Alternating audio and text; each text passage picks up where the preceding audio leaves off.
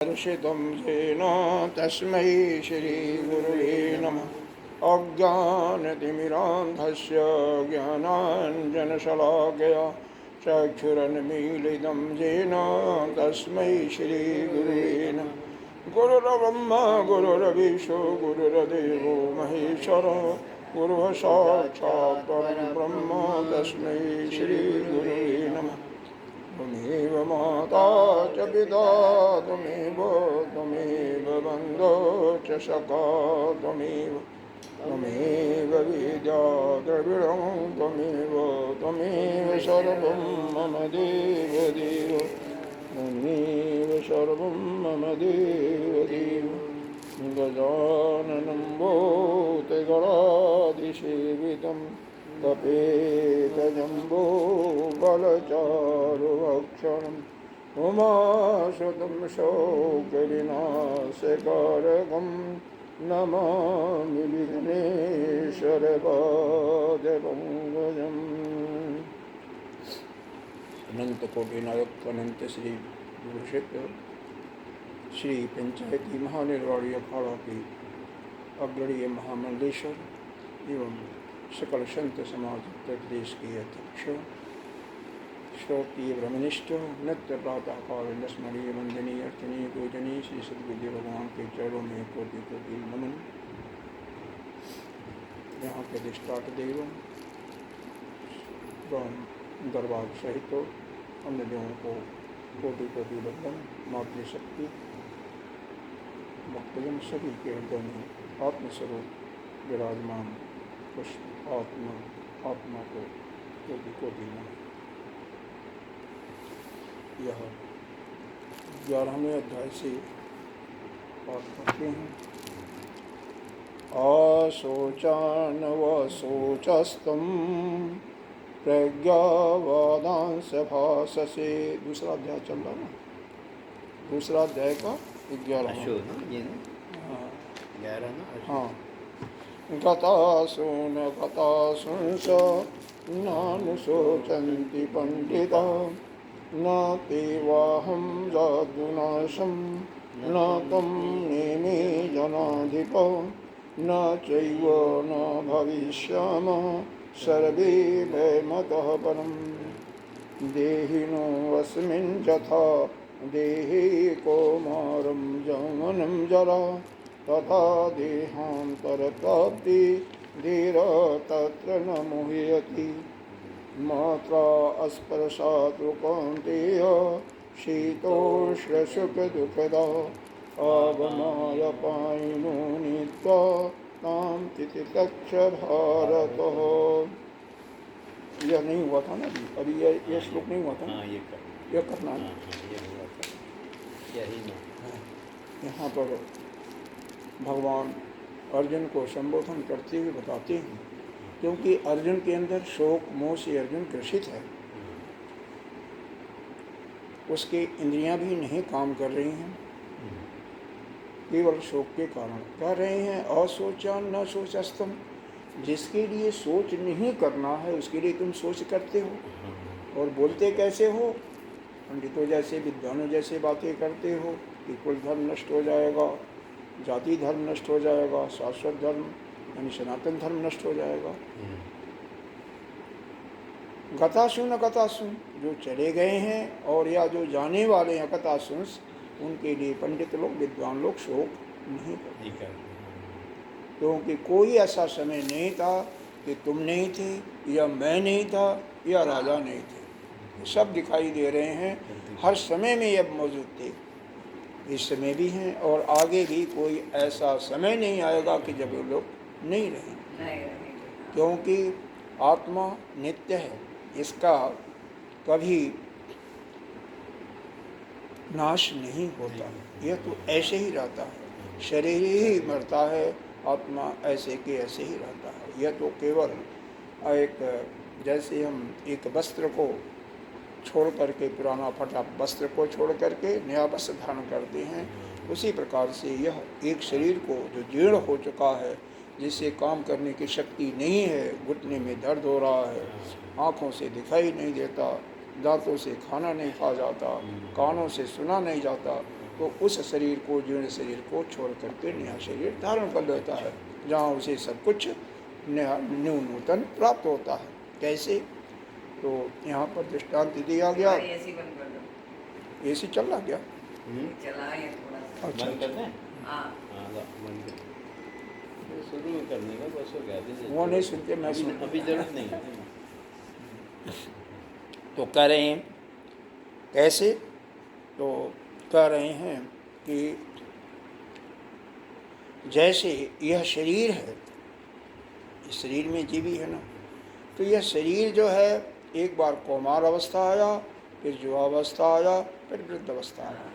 लेकिन जब इस शरीर को छोड़ करके देहांतर हो जाता, मतलब वह शरीर को छोड़ करके जीव चला जाता है, तो जो विद्वान लोग होते हैं, धीर पुरुष, वो कभी इस शरीर का मोह नहीं करते हैं। वही नहीं मोह करेगा जो कि ज्ञानी होगा, क्योंकि जो जान रहा है कि यह शरीर तो मैं नहीं हूँ और वास्तव में यह शरीर हम नहीं। इसके बाद तुम क्यों चिंता करते हो? हाँ, क्यों चिंता करते हो? नहीं करते। मात्रा स्पर्शात कौन्तेय, मात्रा कहते हैं इंद्रियों को, शायद अभी हो गया था, कोई बात नहीं। मात्रा स्पर्शात, मात्रा कहते हैं इंद्रियों को। इंद्रियां जब अपने विषयों में जाती हैं तो वहाँ के सुख और दुख को भोगती हैं। जैसे रसना इंद्रिय पर अगर मिर्चा डालो तो क्या होगा? कड़वा लगेगा।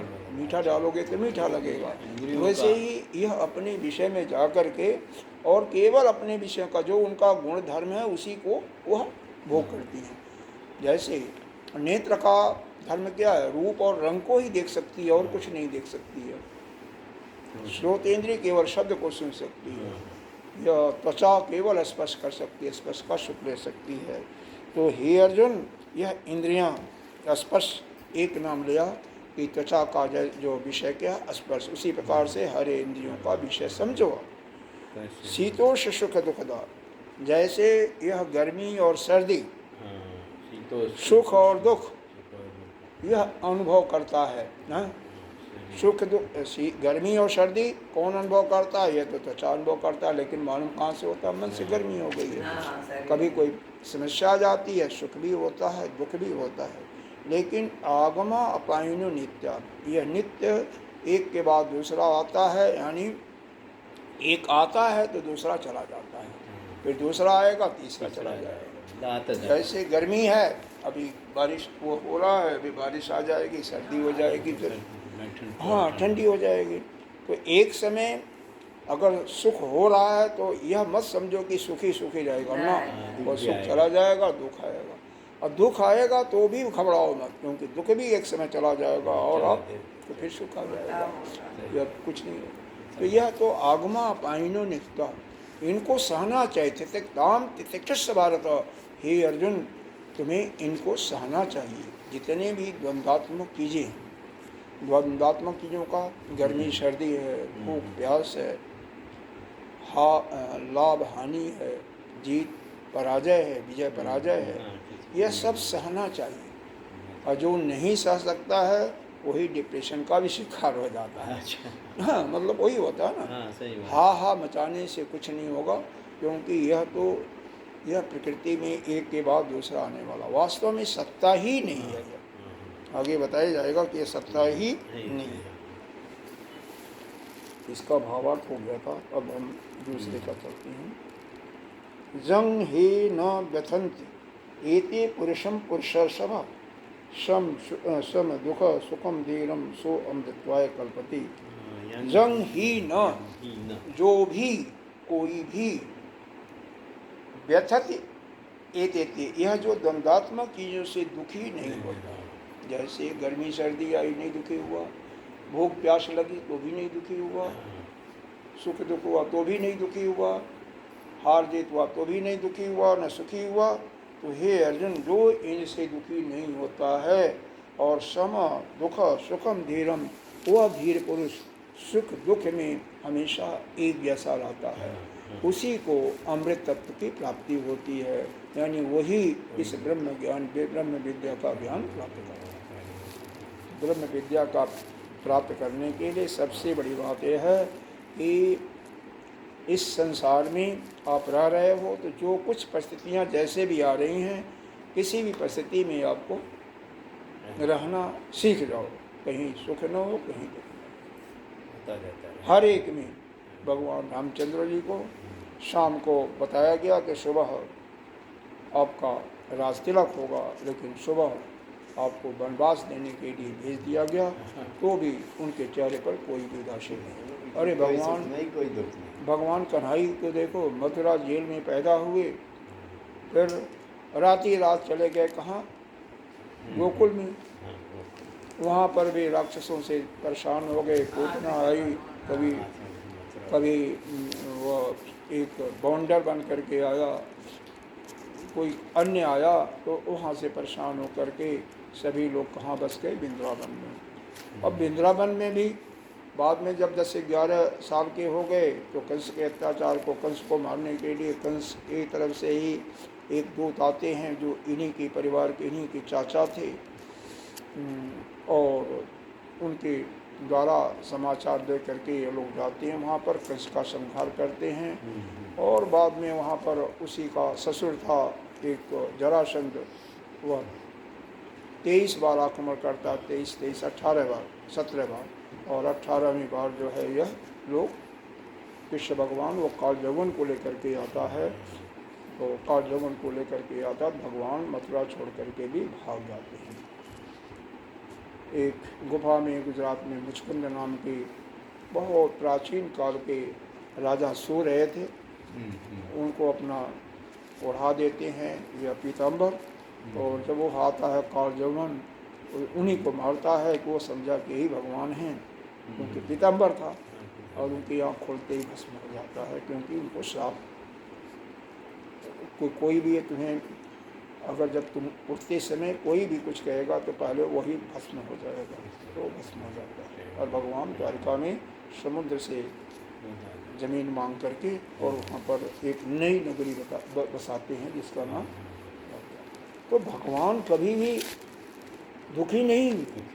अब देखो इतना दुखाया उनके ऊपर, इतना जगह छोड़े, बचपन में भी मथुरा से गोकुल, गोकुल से वृंदावन, वृंदावन से फिर मथुरा, लेकिन कभी दुखी नहीं हुए और कभी सुखी भी नहीं हुए। हमेशा उनके चेहरे पर मुस्कान। कभी देखा भगवान को कि जब ग्वाले सारे ब्रह्मा जी चुरा ले गए, बछड़ों को चुरा ले गए, तो भी उनको दुख थोड़ी हुआ, कोई दुख नहीं हुआ। इच्छा ले रहे थे ब्रह्मा जी। अब इसका ये पढ़ते हैं भाष्य। जम ही पुरुष शम दुख सुखम समी दुख सुखे जस तम शम दुख सुखम सुख दुख प्राप्त हर्ष विषाद रहितम धीरम का मतलब धीमंतम न व्यथंती न चालयंती नित्यम आदर्शनाथ इति जथोक्ता शीतोषादया। मतलब शीत उष्ण में समान है, सुख दुख में समान होना। इसका मतलब क्या है? जो कि सुख और दुख की प्राप्ति के बाद जिसके हृदय में हर्ष विषाद नहीं होता, न तो खुशी होती है और न विषाद होता है। विषाद रहित जो धीर पुरुष होता है, धीमंत, तो वह दुखी नहीं होता, व्यथित नहीं होता।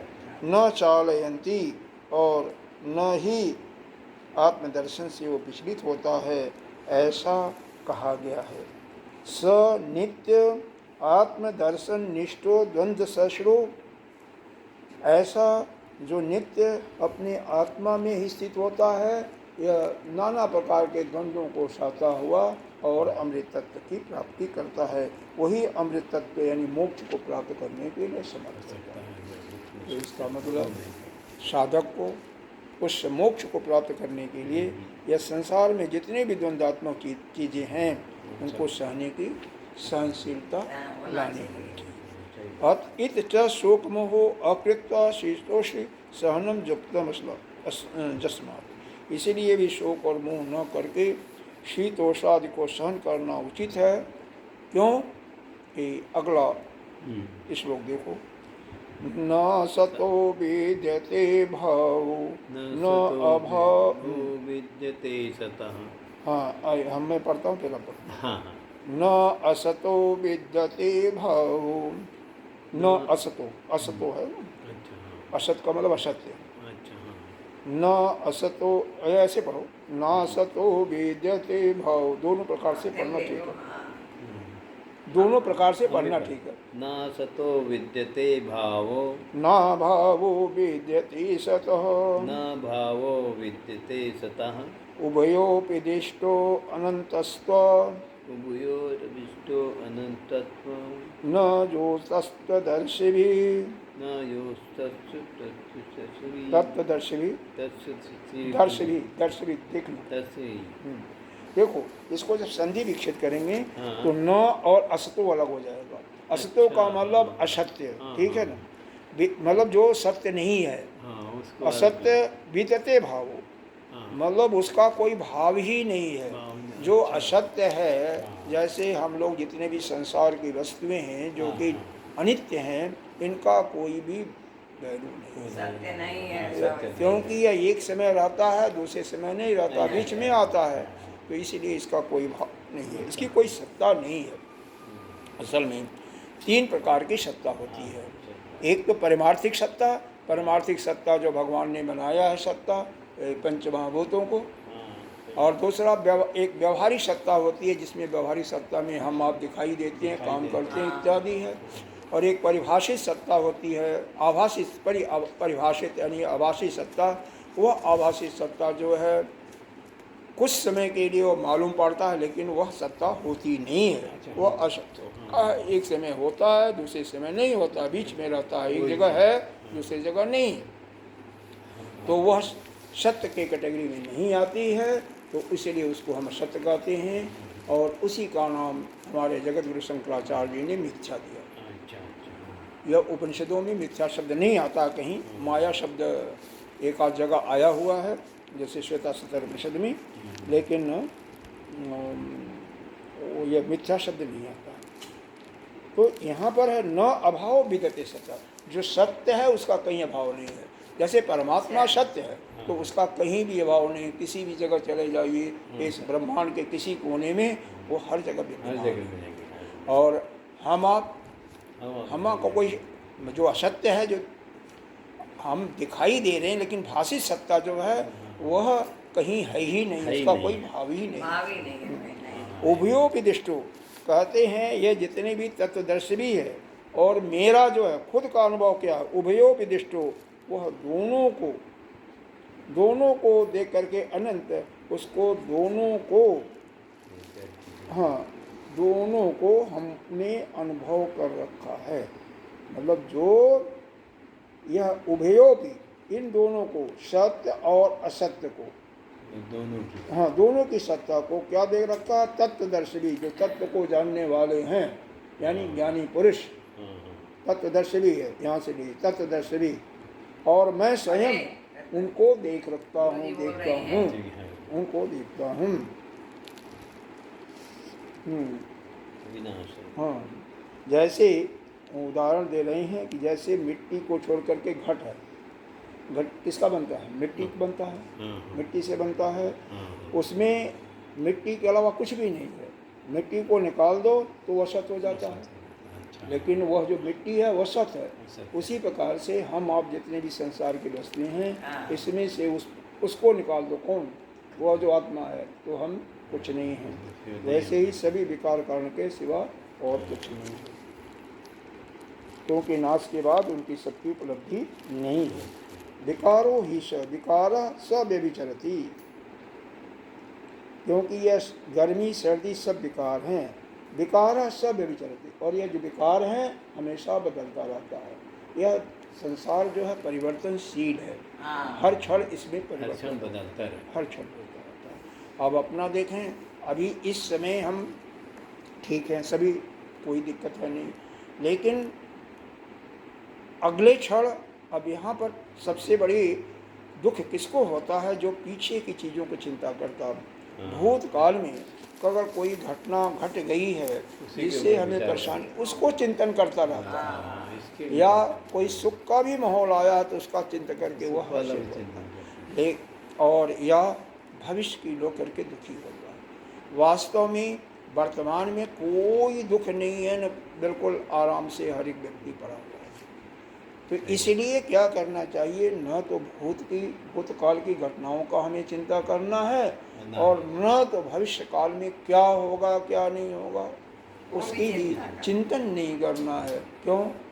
हमारे रक्षक तो वह परमात्मा है। अरे अपने उस प्रभु पर पूरा भरोसा तो रखो जिसका अपने प्रभु पर पूर्ण रूप से, जिसके सत्ता के नीचे वह चल रहा है, उसके आश्रय में है, उसके शरण में है, उसका रखवाला तो वह है, उसका पग पग पर वह रक्षा करता रहता है और उसकी कहीं कोई समस्या का सवाल ही नहीं होता। आदमी चिंता करता आगे पीछे का सच। हाँ, अब आगे देखते जाओ।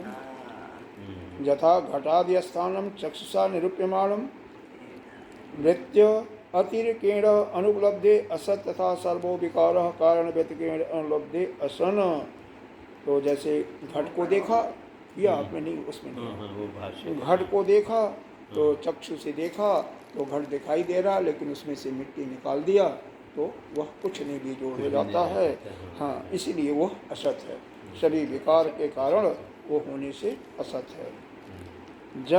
अब दूध है, दूध में जामुन डाल दिया तो क्या बन गया? दही बन गया, दही बन गया, और दही बन गया विकार हो गया ना, दूध तो नहीं रहा।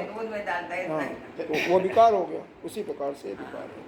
और पानी है, शुद्ध पानी है, डिस्टिल वाटर है, बोतल वाला है, शुद्ध मिट्टी डाल दो क्या हो जाएगा? विकार हो जाएगा, कीचड़ हो जाएगा। शुद्ध में शुद्ध भी डालोगे तभी कीचड़ हो जाएगा।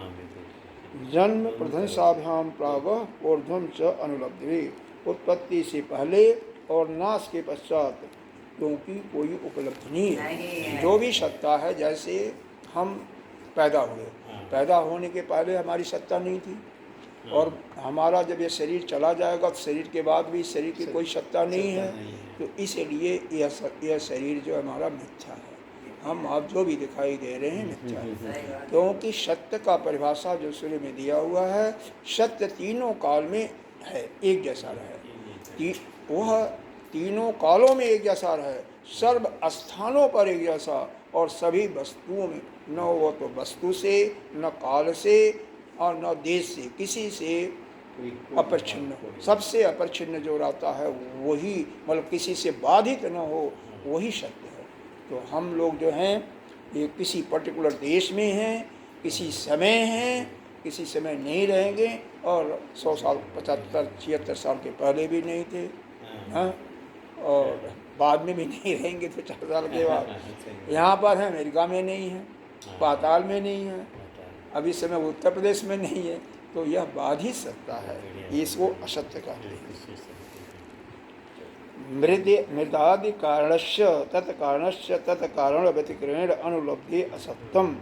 मिट्टी, अब प्रश्न पूछा जा रहा है, कोई पूर्व पक्षी प्रश्न पूछ रहा है, मिट्टी आदि कारण की और उसके भी कारण की अपने कारण से पृथक उपलब्धि नहीं होने से उनका अभाव सिद्ध हुआ। फिर इसी तरह उसका भी अभाव सिद्ध होने से सबके अभाव का प्रसंग आ जाता है। अभी तो हमें क्लियर नहीं हुआ। मृदादि कारणस्य, मिट्टी का आदि का कारण की, तत्कारणस्य और तत्कारण व्यतिक्रेण, और उसके कारण की भी अपने पृथक कारण से उपलब्धि नहीं होने से उसका अभाव सिद्ध हुआ। तद सत्य, फिर इसी तरह उसका भी अभाव सत्य होने से अभाव का प्रसंग आ जाना। अब वो यह कह रहा है कि गलत कह रहा है, प्रश्न जो है गलत इसलिए है कि मिट्टी का कारण, तो मिट्टी का कारण क्या है? जल है, तो जल का कोई अभाव नहीं। जल का कारण क्या है? अगर हम देखें तो तेज है, तेज का कारण वायु है, वायु का कारण आकाश है, आकाश का कारण हृदयगर्भ है, और उसका कारण ईश्वर है, तो उसका तो भाव है ही नहीं। तत्कारण से तो वह काला उसका भी अनुलब्ध है, उसका मिट्टी अगर नहीं अनुलब्ध है तो वह सत्य है। सत्य तो वह कह रहा है कि घट का तो भाव है ही है, लेकिन उसके कारण का भी अभाव, क्योंकि उसके कारण का भी अभाव दिखाई देता है। तो इसका उत्तर दे रहे हैं अपने भाष्यकार। न सर्वत्र बुद्धियों उपलब्धे सद्बुद्धि, यह कहना ठीक नहीं है, क्योंकि हमेशा सर्वत्र यह सत बुद्धि और असत बुद्धि, यह दो बुद्धियाँ उपलब्ध होती हैं। हर जगह एक अच्छी बुद्धि होती है, शुभ बुद्धि भी होती है और अशुभ बुद्धि भी उपलब्ध होती है। जद विषया बुद्धि न व्यभिचरति, जिस पदार्थ की विषय करने वाली, जैसे मैंने इसको देखा और उसको देखने के बाद बुद्धि बदलती नहीं है, तद विषया बुद्धि व्यभिचरति, तो वही पदार्थ सत है। तद असत, और जिसको विषय करने वाली बुद्धि बदलती रहती है वह असत है। इस प्रकार सत और असत का विभाग बुद्धि के अधीन है। अब मिट्टी तो जो है मिट्टी है वो बदलेगी नहीं, घड़ा बदलेगा, मिट्टी तो मिट्टी रहेगी। मिट्टी तो क्या बदलेगा? हाँ, तो इसलिए यह कहना आपका कारण का ठीक नहीं है। घटा फूटेगा, घड़ा फूटेगा तो मिट्टी बनेगा, मिट्टी का कोई अभाव ही नहीं है, मिट्टी तो हमेशा रहेगा। सर्वत्र इसलिए यह दो बुद्धियां हैं, एक तो सतबुद्धि मतलब शुद्ध बुद्धि और एक अशुद्ध बुद्धि। सर्वत्र दय बुद्धि सर्वई उपलब्धते समान अधिकरणे, सभी जगह एक ही अधिष्ठान में दोनों प्रकार की बुद्धियां उपलब्ध होती हैं। न नीलोत्पल्लवत् सन घट सन पट सन अस्ति इति एवं सर्वत्र, नील कमल के सदृश नहीं है, जैसे नीला कमल है उसके जैसा नहीं है। घड़ा है, कपड़ा है, हाथी है, इस तरह सब जगह दो दो बुद्धियाँ उपलब्ध होती हैं। कैसे, इसको बताया। नीलोत्पल्लम, इस ज्ञान में जैसे कमल के कमलत्व की और नीलापन की दो बुद्धियाँ होती हैं। जैसे कमल है एक और वह नीले रंग का है इसलिए नीला हुआ, तो दो बुद्धि हो गई, एक तो कमल और दूसरा नीलापन। अब जैसे कपड़ा है, जैसे कपड़ा कपास का है लेकिन इसका रंग हुआ है, रंग छाया हुआ तो रंग का भी हो गया। उसी प्रकार गुणी भाव से यहाँ दो बुद्धियाँ नहीं ला गई हैं, किंतु मृत्युष्टा में भ्रांति के कारण जैसे अधिष्ठान से अतिरिक्त जल बुद्धि भी रहती है, उसी तरह दो बुद्धियाँ दिखाई दे रही। मतलब ये भ्रांति के कारण, जैसे मृत्युष्टा जानते होंगे, रेगिस्तान में चले जाओ तो यह मालूम होता है दूर से कि वहाँ पर पानी है, लेकिन वो पानी होता नहीं है। वहाँ पर जाओगे तो और दूर मालूम होगा पानी है, लेकिन पानी का कहीं नामो निशान नहीं है। तो यह केवल भ्रम होता है, और इस भ्रम जैसे ही अपने अधिष्ठान में यह अतिरिक्त जल बुद्धि रहती, इस प्रकार से ये दो बुद्धियाँ दिखाई गई हैं। इसका लंबा चौड़ा इसमें प्रश्न उत्तर है। तस्मात् घटादि बुद्धि विषय असन व्यभिचारात् न तो सद्बुद्धि विषय अभिचारात्। अतः घटादि बुद्धि का विषय जो है असत है, घट आदि का जो विषय है, बुद्धि के विषय है, यह असत है, क्योंकि उसमें परिवर्तन होता रहता है। घड़े में हमेशा परिवर्तन होता रहता है, घड़े को फोड़ा भी जा सकता है, घड़ा टूट भी सकता है, लेकिन मिट्टी में कोई परिवर्तन नहीं होता है। परंतु सतबुद्धि का विषय असत नहीं है, क्योंकि उसमें व्यभिचार नहीं होता, जैसे मिट्टी में कोई व्यभिचार नहीं होता। घटे विनिष्टे घट बुद्धौ व्यभिचरन् त्वाम सद्बुद्धि अपि विचरति चेत।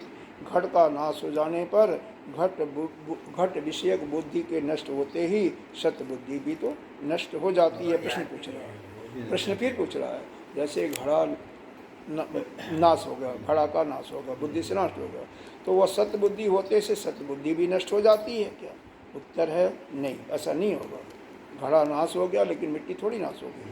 पटादौ अभी सद्बुद्धि दर्शनात्, यह कहना ठीक नहीं है, क्योंकि सद्बुद्धि दर्शनात् विशेषण विशेष एवं सद्बुद्धि, अन्य वस्तुओं में सद्बुद्धि देखी जाती है, वस्त्र इत्यादि में। अब वस्त्र में देखो, कपास, डोरा, रेशा कभी हमेशा रहेगा, सतबुद्धि है। कपड़ा का नष्ट हो जाएगा लेकिन डोरा तो रहेगा। स्वेटर बुनते हैं, स्वेटर को वह कर दिया तो वह उसका धागा तो रहेगा, सारा धागा निकल जाता है। यह सतबुद्धि जो है केवल विशेषण को विषय करने वाली। सतबुद्धिवत घट बुद्धि अभी घटान्ते दिशते इति चेत, फिर पूछा सतबुद्धि के तरह घट बुद्धि भी दूसरे तरह घट में दिखती है? उत्तर यह भी ठीक नहीं है। न पढ़ा दो दर्शनाथ, क्योंकि वस्त्रादि में यह नहीं दिखती।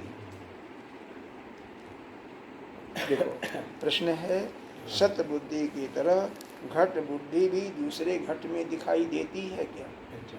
कहते हैं नहीं, क्योंकि वस्त्र आदि में यह बुद्धि नहीं दिखाई देती।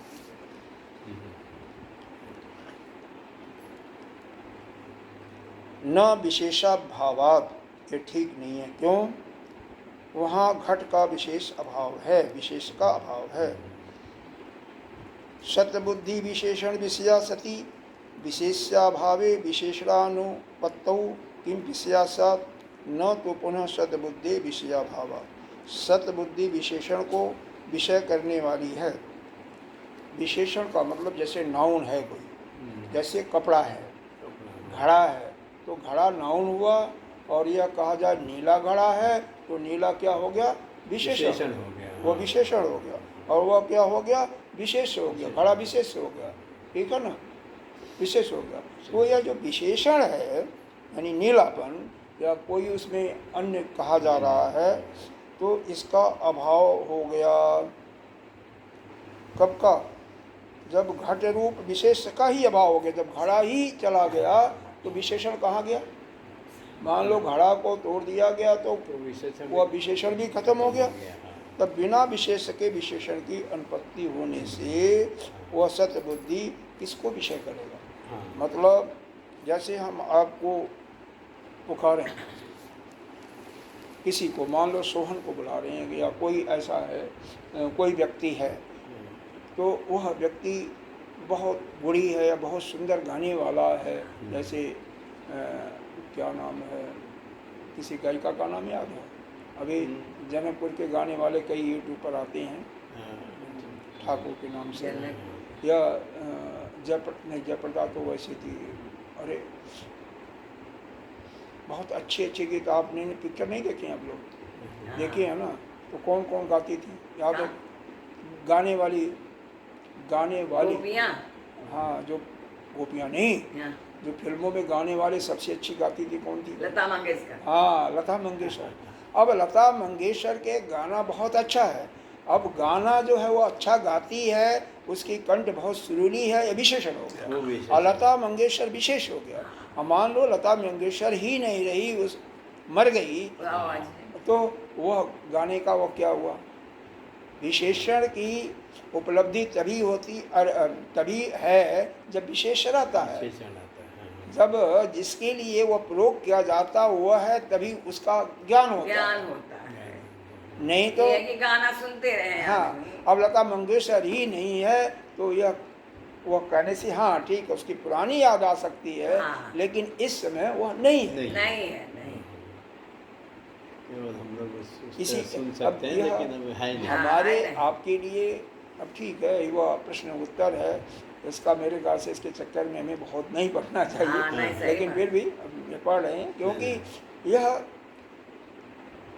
इसीलिए बताया जा रहा है कि यह प्रश्नकर्ता जैसे ही हमारे आप में भी किसी के अंदर प्रश्न हो सकता है, इसलिए इसको बताया जा रहा है। लेकिन उसके गाने में बहुत गा सरस्वती बैठी।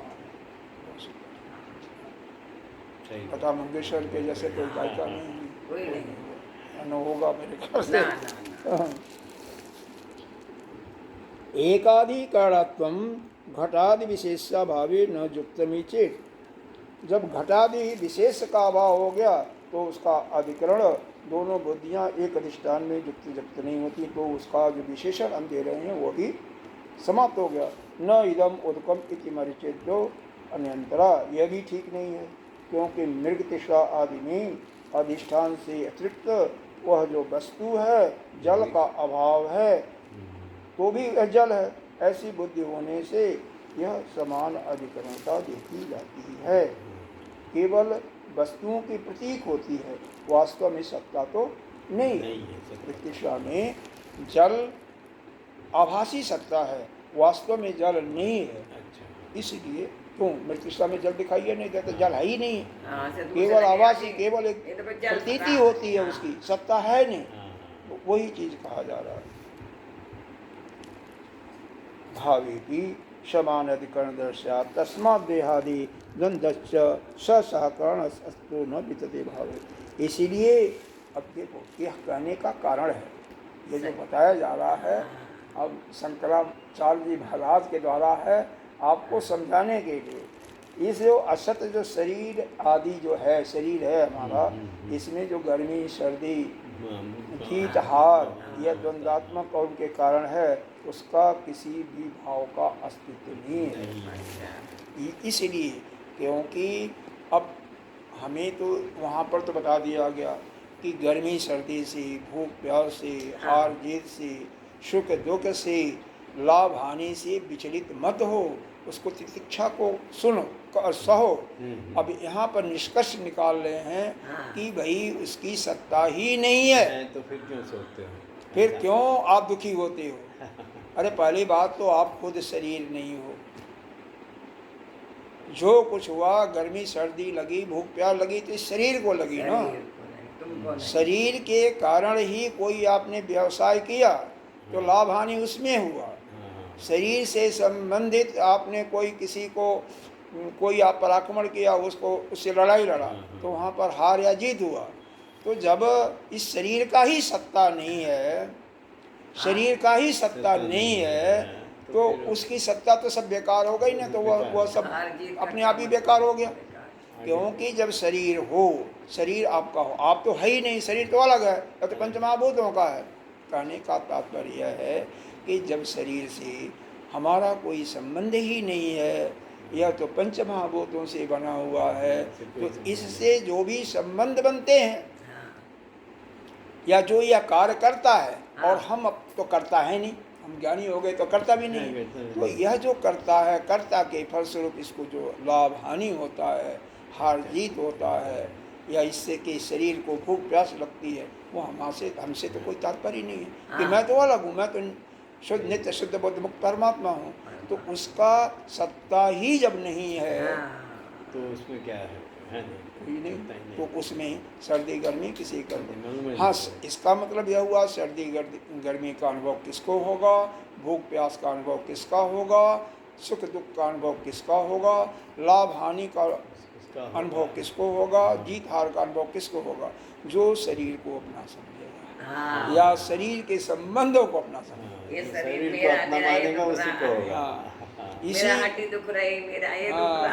इसी को समझाने के लिए, इसी को पक्का करने के लिए अपने शंकराचार्य महाराज जी ने इतनी बड़ी सीधे न कह करके इसको घुमा करके समझा, यह पक्का कर लो कि आप शरीर नहीं हो। भाष्य में बहुत कुछ बताते हैं। हाँ, स्वामी जी गीता है ना, गीता है और क्या, लेकिन वो भाष्य है, मतलब उसकी बात अभी बताया गया ना। अभी देखो, न असतो भाव, यह 16वां श्लोक है। न असतो विद्यतो भावो न अभावो विद्यते सत। इसमें यह है कि जो असत्य है उसका कोई भाव नहीं है, और जो सत्य है उसका कहीं अभाव नहीं है। इसी को समझा जा रहा है कि सत्य वो परमात्मा है, असत्य शरीर है। आपके अंदर जो यह आत्मा है वह सत्य है, और यह शरीर जो है असत्य है। तो वह सत्य का कहीं अभाव नहीं है। लेकिन यह जो शरीर है, यह आज है, कल नहीं रहेगा, कुछ साल के पहले भी नहीं था। तो इसी को यह सिद्ध किया जा रहा है कि जितने भी द्वंद्वात्मक चीजें होती हैं इस शरीर से हाँ, आत्मा को कोई फर्क नहीं पड़ता है। इसे वो तो नित्य शुद्ध बुद्ध मुक्त, उसमें तो कोई भी विचार भी नहीं होता, कोई विकार भी नहीं होता। जो भी विकार होता है शरीर समझा के बताते हैं। हाँ, गीता में भी है, लेकिन समझाते हैं। हाँ, अब मान लो आपको दर्द होगा, पैर में चोट लग गई, नीचे पैर नहीं चला जा रहा है, पाँव में नीचे जो गुदुरी जो अब नहीं चला जा रहा है, तो वह तो शरीर में आप तो बिल्कुल ठीक हो, आप तो नहीं, आपको तो कुछ नहीं हुआ, आपको तो कुछ ही नहीं। कोई मारेगा भी तो इस शरीर को मारेगा, आपको नहीं मारेगा। लेकिन उतना सहन होना चाहिए। अरे वही तो कहा जा रहा, देखो वही अलग नहीं हो, वही बताया जा रहा है कि जो कुछ है शरीर अलग है, शरीर के संबंधी भी अलग है, लेकिन इन शरीर के संबंधों से जो जो भी संबंध बने आपके शरीर से बने हैं, इसलिए वो भी असत्य हैं। और शरीर ही, जब शरीर की सत्ता नहीं है तो संबंध भी असत्य हो गए। ये तो खेला हो रहा, ये तो खेला हो रहा, यह खेला हो रहा, परिभाषित सत्ता है, इसकी कोई सत्ता नहीं है। और यह जो आत्मा आपके अंदर है उसका कहीं अभाव ही नहीं है। नहीं। आत्मा सर्वत्र विद्यमान है, सब बस जगह। इसी को समझो। इसलिए आपके अंदर भी है, आपके अंदर भी, हमारे अंदर, सभी एक ही हर है। प्राणी के अंदर। ये तीनों के अंदर ही नहीं बल्कि जितने भी सृष्टि जीव में हैं। जीव, जितने भी आत्माएं, सब अलग अलग नहीं है, सब एक ही आत्मा है। एक ही आत्मा। और वही जो है ब्रह्म है। आत्मा और ब्रह्म भी अंतर नहीं है, आत्मा ही ब्रह्म है और सबकी आत्मा एक ही है। एक ही है। इसी को समझाया जा रहा है। यह नाना प्रकार के, यह इसमें दो उदाहरण आए। एक तो घट का और दूसरा मृगतृष्णा का। मृगतृष्णा का यह बताया गया, मृगतृष्णा में रेगिस्तान में जाइए तो जल दिखाई देगा, लेकिन वास्तव में जल की सत्ता ही नहीं है, प्रतीति मात्र है। उसी प्रकार से घट का भी सत्ता नहीं है, घट के टूटने फूटने, मिट्टी की सत्ता है लेकिन उसकी सत्ता नहीं है। अगर घट को नीला कर दिया, पीला कर दिया तो भी एक वह विशेषण तभी रहेगा जब तक घट है, और जैसे घट फूट गया तो वह नीला पीला, उसका जो भी विशेषण लगा रहे हो वो भी समाप्त हो गया। इस चीज़ को अच्छी तरह से हृदय में बैठाओ कि सत्य एक ही है और वही परमात्मा है, और वह सबके अंदर है, इसीलिए सबके अंदर आत्मा एक ही है। इसीलिए अगर वह ज्ञान नहीं होता है तो कम से कम उसी का उपासना करो, उसी की पूजा करो, उसी का ध्यान करो, उसी का नारायण नारायण जपो ना भैया। अब जैसे आप किसी भी देवता की पूजा करते हैं, पूजा करने के बाद आपको यह सोचना चाहिए कि उसके अंदर जो आत्मा है, मान लो गणेश जी के कर रहे हैं तो गणेश जी के अंदर जो आत्मा है और हमारी आत्मा दोनों एक ही है, और वो दोनों एक ही न, वही ब्रह्म है, वही गणेश जी पूजे जाते हैं। हाँ, उनके अंदर जो आत्मा है और आपकी आत्मा दोनों एक है और वही ब्रह्म है। देखिए पूजा का 5 अंग बताया गया है। बिल्कुल सही बता, आप समझ गए स्वामी जी। अब पूजा का 5 अंग बताया गया। पहला है अभिगमन। आप किसी भी देवता की पूजा करने के लिए आते, मान लो वहाँ पर पार्वती जी भी हैं, गणेश जी भी हैं, कार्तिकेय जी भी हैं, नंदी जी भी हैं, शिव जी भी हैं। आपका आराध्य देव अगर शिव हैं या गणेश हैं या माता शक्ति माँ है, कौन है? अच्छा, वो आपको निश्चित करना ना। तो अभिगमन का मतलब है किस प्रकार से उनके पास जाना चाहिए। जैसे आप सज धज करके ऑफिस में जाते हो, अपने दोस्त से, अपने संबंधी से मिलने के लिए आते हो, कोई आ गया तो आप अंदर, अगर हम जैसे मान लो है आप आ गए या कोई आ गया, अंदर कपड़ा उतार दिए तो आते समय कपड़ा पहन लिया। तो जैसे सज धज करके जाते हैं उसी प्रकार से हमें उस परमात्मा के पूजन करने के लिए जाना चाहिए। यह नहीं चाहना चाहिए कि गीला वस्त्र पहन करके या चड्डी पहन करके चले गए पूजा की। मन में भावना होनी चाहिए, मन में भावना हो गई कि वह हमारे। और पूजा में दूसरा आता है उपादान। अभिगमन के बाद उपादान। उपादान का मतलब सामग्री, जो आपके पास थाली है उसमें क्या सामान होना चाहिए। अगर शिव आपके उपास्य हैं तो शिव जी को भस्म प्रिय है, बेलपत्ता प्रिय है, धतूर प्रिय है, बेल प्रिय है, तो वही चीज़ होना चाहिए थाली में। सफ़ेद फूल उनको प्रिय है, भस्म प्रिय है, तो वही होना चाहिए। और वह चढ़ाना, अर्पित करना केवल उन्हीं के लिए है। यह नहीं सभी देवताओं को चढ़ा देना। चढ़ा रहे बराबर कर रहे हो। अरे ले जाते हो लोग, पीला लाल फूल जाते हैं भगवान के ऊपर चढ़ा दे, वह गलत है। अगर गणेश जी आपके पास हैं, गणेश जी उपास हैं, तो आप गणेश जी को लड्डू प्रिय है, लड्डू ले जाइए। दुर्बा प्रिय है, दुर्बा ले जाइए, उनको वह चढ़ाइए। बाकी देवताओं को चढ़ाने की जरूरत नहीं है। भगवान शिव को नहीं प्रिय है, उन्हीं को चढ़ाइए, बाकी को नमस्कार कीजिए। आपके जो आराध्य देव हैं उन्हीं को हाँ, केवल एक की पूजा करनी, सबकी नहीं करनी। और बाद में यह भी करना है कि हमारी आत्मा, उनकी आत्मा एक है और वही ब्रह्म है। उपादान के बाद तीसरा आता है अज्जा। अज्जा का मतलब पूजा किस प्रकार से कर रहे हैं, जो वेद के अंदर लिखा हुआ है। किसी भी कर्मकांडी पंडित जैसे कराते हैं उसके अनुसार पूजा करनी चाहिए। और अज्जा के बाद होता है चौथा, आता है जोग। अज्जा के बाद हाँ नहीं, जोग नहीं आता। अज्जा के बाद आता है उनकी स्तुति करना, उनकी स्तुति करना। जब पूजा समाप्त हो जाता है, उनको भोग वगैरह लगा देते हो तो स्तुति करते हो। हाँ, तो स्तुति करो, स्तुति करो, 2 मिनट करो। स्तुति के बाद जो है फिर योग आता है। योग का मतलब अष्टांग योग नहीं, योग का मतलब अपने को और उनको एक कर लेना। और वहाँ पर 5 मिनट बैठ करके आप अपने को, मन को उनके मन में लगा दो, अपनी बुद्धि को उनमें लगा दो, और फिर वहाँ पर देखो कि हमारी आत्मा उनकी आत्मा एक ही है और नहीं। वहाँ पर इस प्रकार से पूजा करना है।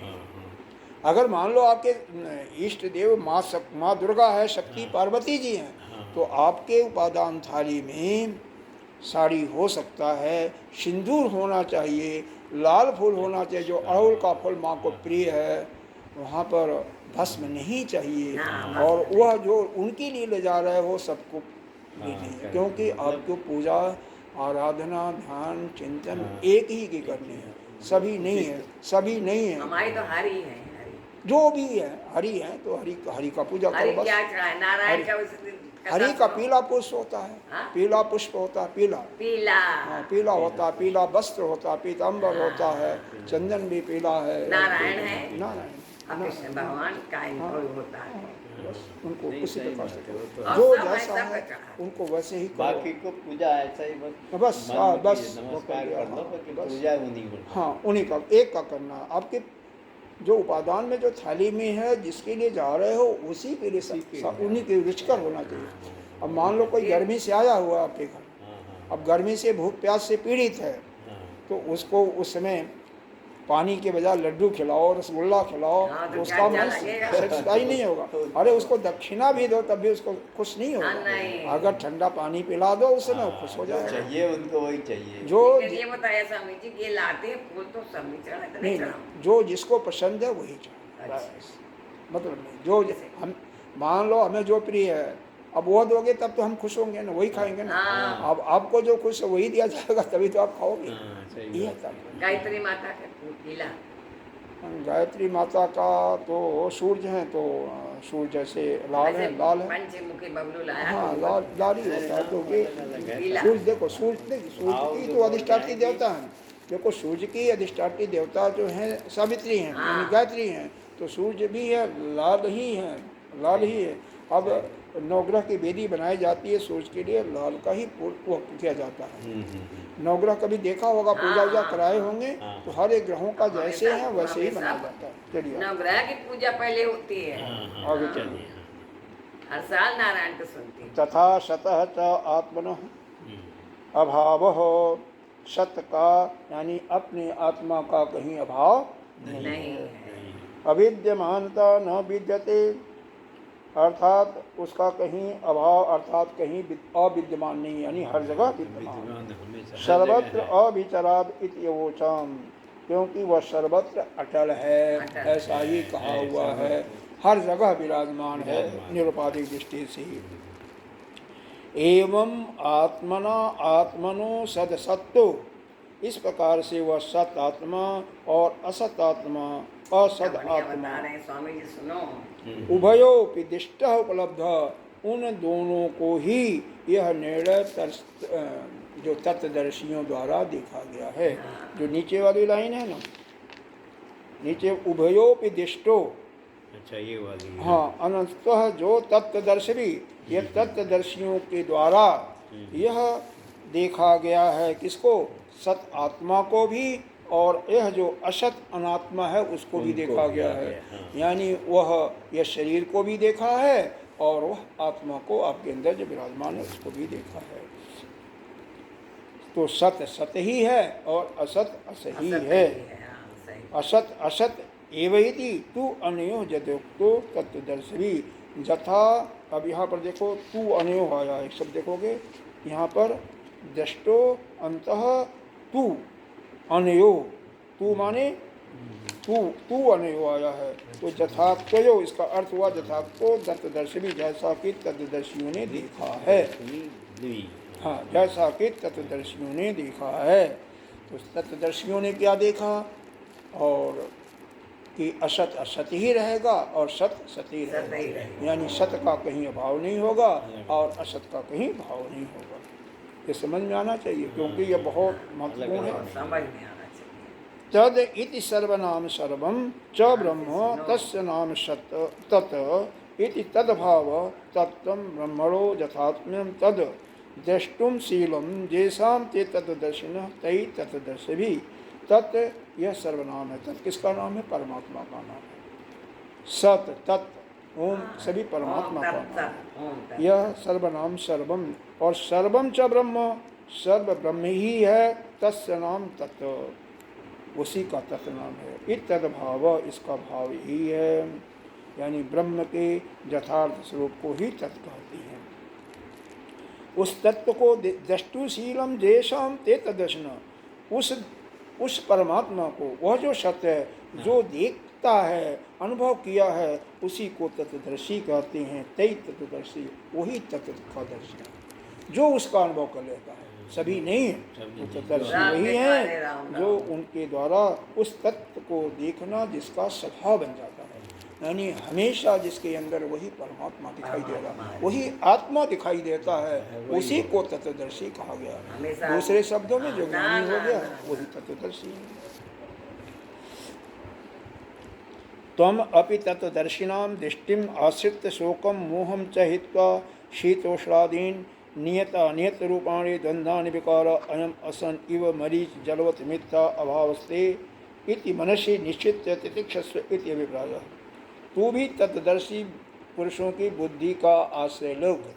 अब हम लोगों के लिए आदेश दिया गया कि हमें जो ज्ञानी हैं, जो तत्वदर्शी हैं, या जिन्होंने परमात्मा को अपने अंदर अनुभव कर लिया है, जिनका स्वभाव है कि अपने आत्मा को हमेशा देखना, उनका आश्रय लेकर के, उनका शरण लेकर के शोक मोह को त्याग। जब हम उनका शरण लेंगे तो शोक मोह नष्ट हो जाएगा। नियत और अनियत, उस समय जो गर्मी सर्दी होगी, जितने द्वंद्वात्मक चीज़ें होंगी, सब अपने आप ही समाप्त हो जाएगा। इस प्रकार मन में समझ करके सब विकार हैं। गर्मी सर्दी आई, भूख प्यास लगी, यह समझो कि यह मन के विकार हैं, यह कुछ नहीं है, और इनको आप खुशी खुशी सह जाओगे और आपको तकलीफ भी नहीं होगा, और ये आते रहेंगे और जाते रहेंगे। हाँ जी, लाभ हानि हो तो यह समझो कि धन तो है ही नहीं किसी का।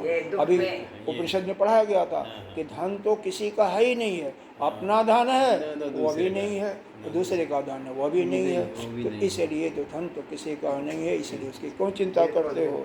ये वास्तव में न होते हुए, क्योंकि वो है नहीं, वो तो मृत्युषा के भांति दिखाई दे रहा है। अब देखो, कोई भी आदमी जाता है, किसी का उदाहरण ले लो, अपने पड़ोस में कोई गया होगा, या आपके पिताजी गए होंगे, माताजी गए होंगे, गई होंगी ना, वो कुछ लेकर के गए थे क्या? कुछ नहीं। फिर अपने कर्म के सिवा कोई नहीं कुछ ले जाएगा, उसका कर्म जाएगा, उसकी वासना जाएगी। इसलिए हमें अपने कर्म पर ध्यान देना चाहिए। वेद के अनुसार जो वर्णित कर्म है वही करना चाहिए। यज्ञ, तप, दान आदि वह करते रहना चाहिए। ठीक है ना? समझिए, नारायण की पूजा हर साल सुनना चाहिए।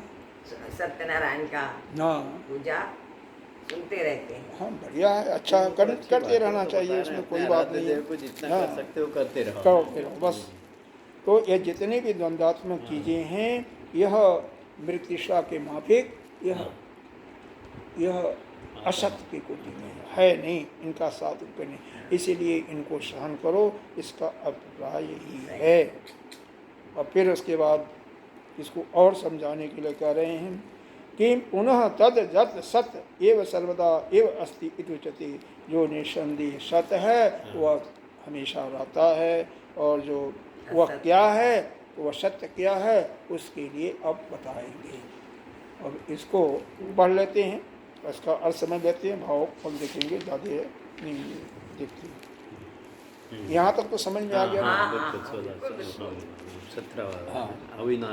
अविनाशी तु तद्विद्धि येन सर्वम इदं ततम् विनाशम अव्यासास्य न कश्चित् कर्तुम अर्हति। वह अविनाशी है, वह जो परमात्मा है, वह जो सत्य है, आत्मा, वह कभी नष्ट नहीं होने वाला। अविनाशी तू तद विद्धि, विद्धि माने जानो, तो उसको अविनाशी समझो, यानी उसका कोई नाश नहीं कर सकता। जेन सर्वम इदम तत्म, यह सारा जो सृष्टि उसी से व्याप्त है। तत्म का मतलब व्याप्त है, जिससे यह सारा सृष्टि व्याप्त है वह अविनाशी है। विनाशम अव्यास्यास्य, उस अविनाशी का कहीं न तो कोई खर्च होता है न तो कोई विनाश होता है, न उसका मतलब कोई विनाश न कश्चित कर तुम्हारा से, किसी के अंदर ऐसी ताकत नहीं है उसका विनाश कर सके। वह अविनाशी जो है न तो उसका कोई खर्च कर सकता है, कुछ निकाल सकता है, न कोई उसका विनाश कर सकता है। यह इसलिए बताया गया है क्योंकि उसका व्यय होता ही नहीं, उसके अंदर कोई व्यय नहीं होता, वह एक ही जैसा है। क्या समझ में आ रहा है? मतलब आप क्या हो? अविनाशी हो। वास्तव में ये शरीर आपका विनाशी है, लेकिन आप तो अविनाशी हो। अपने को अविनाशी मानो, तद विद्धि, मुझको समझो, जैन सर्वम, और आपसे ये सारा ब्रह्मांड व्याप्त है, ऐसा अनुभव करो। और बिना समअभ्यास, इसमें से कोई खर्च होता ही नहीं, और न तो कश्चित, कोई भी इसका हनन नहीं कर सकता, कोई इसका विनाश नहीं कर सकता, कोई नहीं विनाश कर सकता। यह समझो। इसीलिए हमेशा कभी डरो मत। डरने कहाँ, क्यों सपने में नहीं डरती हो? सपन तो आते ही। अरे आता तो होगा, कुछ होता अभी कभी कुछ कभी कब आता, पहले बहुत आता था। देखो हमारे गुरुदेव कभी जी, से बैठे रहो ना, कभी कुछ आज हम लोग गए थे चिन्मयानंद जी का दर्शन करने, चिन्मया मिशन गए। हाँ। वहाँ पर जो चिन्मया जी हैं हमारे, वो खुद बताते हैं, गुरुदेव हमारे बताते हैं कि एक बार अमेरिका गए। Once upon a time I went to America, इस प्रकार से इंग्लिश में बोलते थे।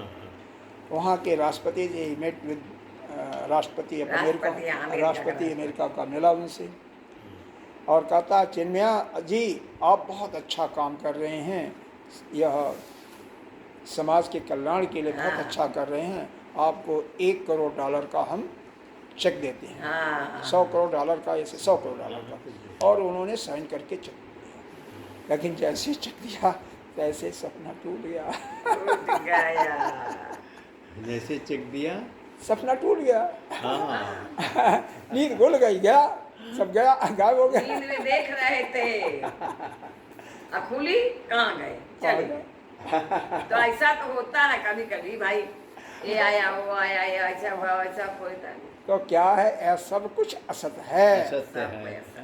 जो आपका रहेगा ना उसको चोर भी नहीं चुरा सकता, उसका कोई हनन नहीं कर सकता, और जो आपका नहीं होगा चला जाएगा। कुछ भी करो, तिजोरी में 7, वो कहते हैं ना, 7 दरवाजे के सीढ़ियों के अंदर भी बंद रखोगे ना तभी जाने वाला चला जाएगा, जो आपका नहीं। लेकिन दुख की बात यह है कि हम मंदिर में जाते हैं, कुछ वहाँ पर प्रवचन सुनने या प्रवचन सुनने के लिए, तो हमारा ध्यान कहाँ रहता है? जूता चप्पल। हाँ, जूता चप्पल में। हाँ, फिर वहाँ पर वह जूता हमारा सुरक्षित बचेगा या नहीं, कोई लेगा। एक डोर लगी रहती कहीं ना। अरे ये समझो नहीं, हमारा होगा तो हमारा रहेगा, नहीं होगा तो नहीं रहेगा, बस खत्म। क्यों उसके पीछे पड़े हो? हमेशा उसके लिए अपने मन को ऐसा बनाओ कि वह तो आपका ही है, जो आपका है उसका कभी नाश नहीं है, कभी वह ऐसा ही बना रहेगा। और जो आपका नहीं है, जो आपका नहीं है वो नहीं रहेगा। धन जो मिलता है, आपका जो भी कर्तव्य है, अपने कर्म को ठीक करो, अपने अंदर का जो यह ममता है, यह जो कामनाएं हैं, इच्छाएं हैं, उनको समाप्त करो। अगर आपके अंदर कोई इच्छा आती भी है तो उस पर सोचो मत, चिंतन मत करो, वो अपने आप समाप्त हो जाएगी। स्वामी जी, मैं आपसे थोड़ा बात पूछना चाहती हूँ। हाँ, पूछिए। एक बच्चे के पीछे थोड़ा भगवान अच्छे से कमाने लगे, शांति से रहे, हमको अलग कर दे, हम शांति हो जाओ। पूर्णमिदः पूर्णमिदं पूर्णात् पूर्णमुदच्यते पूर्णस्य पूर्णमादाय पूर्णमेवावशिष्यते।